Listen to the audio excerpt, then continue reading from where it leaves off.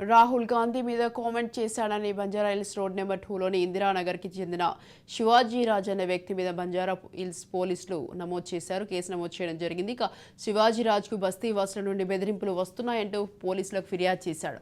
అతనికి మద్దతుగా బీజేపీ నాయకురాలు కరాటే కళ్యాణి వచ్చారు.